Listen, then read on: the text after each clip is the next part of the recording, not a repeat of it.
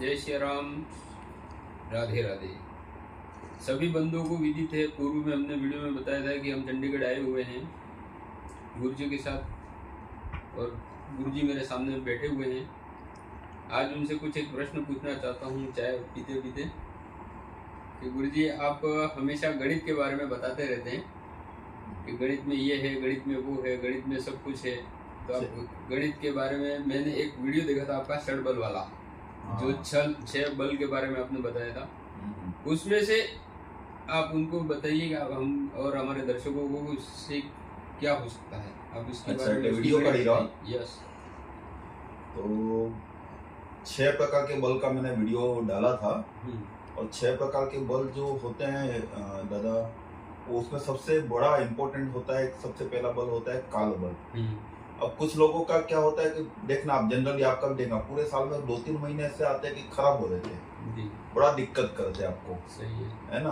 वो पूरे साल में एक कोई ना कोई होता है, किसी को बहुत अगस्त का महीना बहुत खराब जाता है, सबके साथ कुछ ना कुछ होता है। नोटिस करना, वो महीने जब भी आएंगे आपके आसपास में आपको प्रॉब्लम होगी। किसी को फरवरी हो सकता है, किसी को नवंबर हो सकता है, लेकिन वो समय हर साल जब भी आएगा उसके आसपास में आपको प्रॉब्लम आएगी, मतलब आएगी, कंफर्म है।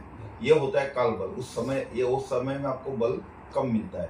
अब काल बल को ऐसा भी समझ सकते हो कि हो सकता है कि कोई व्यक्ति सुबह सुबह बहुत ताकतवर रहता है, शक्तिशाली रहता है, बहुत एक्टिव रहता है काम करने में। किसी का दिमाग रात को चलता है, सही, रात को क्रिएटिव होता है, तो वो उसको रात का समय, उसके लिए वो समय का बल मजबूत है, उस काल बल वो मजबूत है उसका।